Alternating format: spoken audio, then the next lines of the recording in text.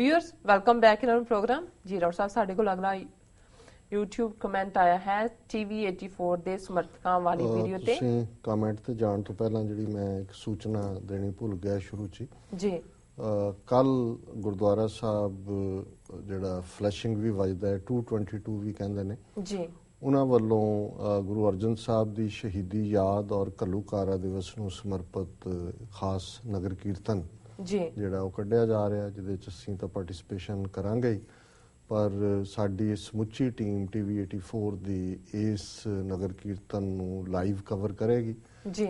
ਬੇਸ਼ੱਕ ਇਹ ਕੋਈ ਬਹੁਤ ਵੱਡਾ ਗੁਰਦੁਆਰਾ ਸਾਹਿਬ ਨਹੀਂ ਹੈ ਔਰ ਕੁਝ ਸਮਾਂ ਇਹਨਾਂ ਦਾ ਲਿਟੀਗੇਸ਼ਨ ਵੀ ਚੱਲਦੀ ਰਹੀ ਹੈ, ਲੇਕਿਨ ਜਿਹੜਾ ਨਵਾਂ ਪ੍ਰਬੰਧਕੀ ਨਿਜ਼ਾਮ ਹੈ ਉਹ ਪੰਥ ਪ੍ਰਸਤ ਸੋਚ ਰੱਖਦੇ ਨੇ। TV84 ਦੇ ਹਿਤੈਸ਼ੀ ਵੀ ਨੇ ਜੀ ਔਰ ਉਹਨਾਂ ਦੇ ਪ੍ਰੈਜ਼ੀਡੈਂਟ ਗੁਰਦੁਆਰਾ ਕਮੇਟੀ ਦੇ ਹਿੰਮਤ ਸਿੰਘ ਕੱਲ TV84 ਨਿਊਜ਼ ਤੇ ਵੀ ਆਏ ਸੀ ਔਰ ਉਹਨਾਂ ਨੇ ਵੀ ਸੰਗਤ ਨੂੰ ਅਪੀਲ ਕੀਤੀ ਸੀ। ਸੋ ਅਸੀਂ ਹੌਸਲਾ ਅਫਜ਼ਾਈ ਵੀ ਕਰਦੇ ਹਾਂ ਕਿ ਵੀ ਜ਼ਰੂਰੀ ਨਹੀਂ ਹੈ ਕਿ ਜਿੱਥੇ ਬਹੁਤ ਵੱਡੇ ਵੱਡੇ ਇਕੱਠ ਹੋਣ ਉੱਥੇ ਹੀ ਜਾ ਕੇ ਉਹਨਾਂ ਨੂੰ ਜਿਹੜਾ ਕਵਰ ਕਰਨਾ ਬਣਦਾ ਜੀ। ਸੋ TV84 ਵੱਲੋਂ ਉਹਨਾਂ ਦੀ ਜਿਹੜੀ ਹੈ ਐਡ ਵੀ ਚੱਲ ਰਹੀ ਹੈ ਔਰ ਕੱਲ 11:30 ਤੋਂ 1:30 ਵਜੇ ਤੱਕ 2 ਘੰਟੇ ਇਹ ਜਿਹੜੀ ਨਗਰ ਕੀਰਤਨ ਹੈ ਇਸ ਨੂੰ ਲਾਈਵ ਕਵਰ ਕੀਤਾ ਜਾਏਗਾ। ਸੋ ਜਿਹੜੇ ਵੈਸਟ ਕੋਸਟ ਜਾਂ ਦੂਸਰੀਆਂ ਥਾਵਾਂ ਤੇ ਨੇ ਉਹ ਟਾਈਮ ਉਹਦੇ ਮੁਤਾਬਕ ਐਡਜਸਟ ਕਰ ਲੈਣ ਜੀ ਔਰ ਇਸ ਨਗਰ ਕੀਰਤਨ ਨੂੰ ਜ਼ਰੂਰ ਦੇਖਣ TV84.tv ਦੇ ਉੱਤੇ। ਜੀ ਡਾਕਟਰ ਸਾਹਿਬ ਜੀ, ਇਹ ਮੈਸੇਜ ਆਇਆ ਹੈ ਹਰਜਿੰਦਰਪਾਲ ਸਿੰਘ ਜੀ ਦਾ।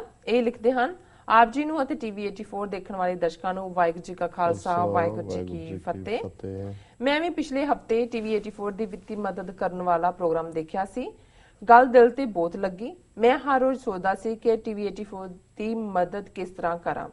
ਕਿਰਪਾ ਕਰਕੇ ਕੋਈ ਬੈਂਕ ਜਾਣਕਾਰੀ ਜਾਂ ਹੋਰ ਜਾਣਕਾਰੀ ਦਿਓ। ਆਪ ਸ਼ੋਅ ਤੇ ਕੋਈ ਪੇਮੈਂਟ ਵਾਲੀ ਜਾਣਕਾਰੀ ਪਾ ਦਿਓ ਤਾਂ ਜੋ ਸਿੱਧੀ ਅਤੇ ਜਲਦੀ ਮਦਦ ਕਰ ਸਕੀਏ। ਖਾਲਿਸਤਾਨ ਜ਼ਿੰਦਾਬਾਦ। ਜੀ ਡਾਕਟਰ ਸਾਹਿਬ ਜ਼ਿੰਦਾਬਾਦ ਜ਼ਿੰਦਾਬਾਦ। ਵੀਰ ਹਰਜਿੰਦਰਪਾਲ ਸਿੰਘ ਜੀ ਦਾ ਬਹੁਤ ਬਹੁਤ ਸ਼ੁਕਰੀਆ।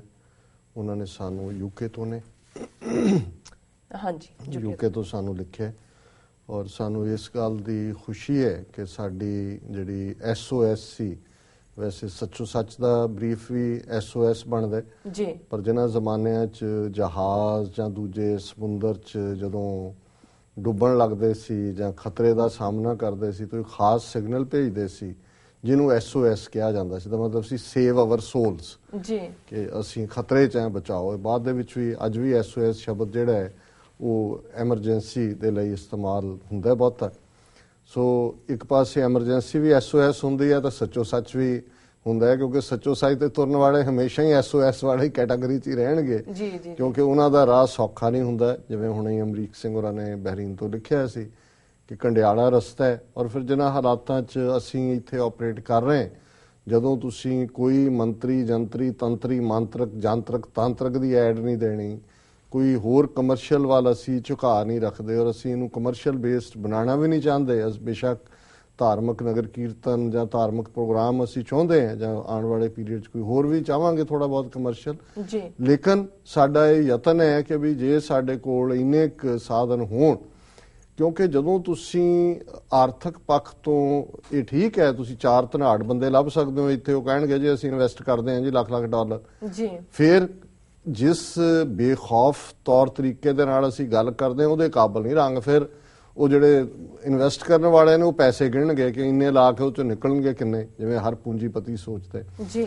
ਸੋ ਫਾਰ ਅਸੀਂ ਬਿਲਕੁਲ ਇੱਕ ਫਕੀਰੀ ਤੌਰ ਤਰੀਕੇ ਦੇ ਨਾਲ, ਸਾਨੂੰ ਕੋਈ ਅਸੀਂ ਵਪਾਰੀ ਨਹੀਂ ਹੈ, ਕੋਈ ਜਾਂਚ ਤਰੀਕਾ ਨਹੀਂ ਹੈ, ਪਰ ਸੱਚ ਕਹਿਣ ਦਾ ਗੁਰੂ ਨੇ ਹੌਸਲਾ ਦਿੱਤਾ ਹੈ, ਬਲ ਦਿੱਤਾ ਹੈ। ਇੱਕ ਡ੍ਰੀਮ ਹੈ ਕਿ ਕੌਮ ਦੀ ਗੱਲ ਅਸੀਂ ਜਿਹੜੀ ਹੈ ਉਸ ਨੂੰ ਆਪਣੇ ਲੋਕਾਂ ਤੱਕ ਪਹੁੰਚਾਈਏ ਔਰ ਜਿਉਂ-ਜਿਉਂ ਸਾਡੇ ਕੋਲ ਸਾਧਨ ਬਣਦੇ ਜਾਣ ਅਸੀਂ ਇਸ ਨੂੰ ਹੋਰ ਵੀ ਇੰਪਰੂਵ ਕਰੀਏ ਜੀ। ਔਰ ਸਾਡੀ ਉਸ ਅਪੀਲ ਤੋਂ ਬਾਅਦ ਬਹੁਤ ਸਾਰੇ ਵੀਰਾਂ ਭੈਣਾਂ ਨੇ ਹਮਦਰਦੀ ਦਾ ਇਜ਼ਹਾਰ ਕੀਤਾ ਹੈ, ਕੁਝ ਨੇ ਸੱਚਮੁੱਚ ਮਦਦ ਵੀ ਕੀਤੀ ਹੈ, ਕੁਝ ਸੋਚਦੇ ਨੇ ਕਿ ਕਰੀਏ ਜੀ।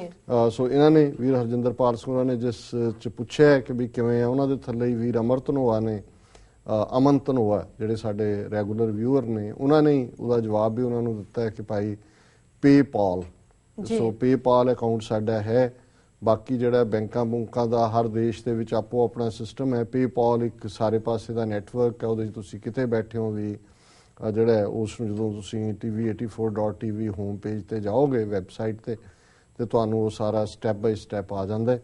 ਸੋ ਅਸੀਂ ਇਹ ਜ਼ਰੂਰ ਅਪੀਲ ਕਰਦੇ ਕਿ ਭਾਈ ਇਸ ਨੂੰ ਜਸਟ ਜਿਹੜੇ ਵੀਰ ਭੈਣਾਂ ਨੇ ਸੁਣਿਆ ਨੂੰ ਸਿਰਫ ਵਨ ਟਾਈਮਰ ਨਾ ਬਣਾਓ। ਜੀ ਜੀ, ਸਾਨੂੰ ਜਿੰਨਾ ਕੁ ਵੀ ਤੁਹਾਡੀ ਵਿੱਤ ਹੈ, ਤੁਸੀਂ ਸਮਝਦੇ ਹੋ ਕਿ ਸਾਡਾ ਕੋਈ ਯੂਜ਼ਫੁਲਨੈਸ ਵਾਲਾ ਪਾਰਟ ਅੱਗੇ ਤੁਰ ਰਿਹਾ, ਤੇ ਫਿਰ ਤੁਸੀਂ ਜ਼ਰੂਰ ਸਾਡੇ ਨਾਲ ਖਲੋਵੋ। ਅਸੀਂ ਉਦਾਸੀ ਜਾਂ ਡੈਸਪਰੇਸ਼ਨ 'ਚ ਕੋਈ ਗੱਲ ਨਹੀਂ ਕਹਿਣਾ ਚਾਹੁੰਦੇ, but in the end of the day ਜਿਹੜੀ ਰਿਐਲਿਟੀ ਆ ਉਹ ਰਿਐਲਿਟੀ ਹੈ ਕਿ ਸਾਧਨਾ ਦੇ ਨਾਲ ਹੀ ਗੱਲ ਅੱਗੇ ਤੁਰਦੀ ਹੈ।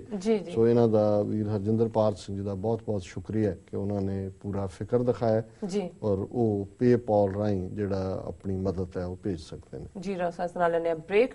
ਵਿਊਅਰਸ ਤੁਸੀਂ ਕਿਤੇ ਨਹੀਂ ਜਾਣਾ, ਮਿਲਦੇ ਆ ਕਮਰਸ਼ੀਅਲ ਬ੍ਰੇਕ ਤੋਂ ਬਾਅਦ।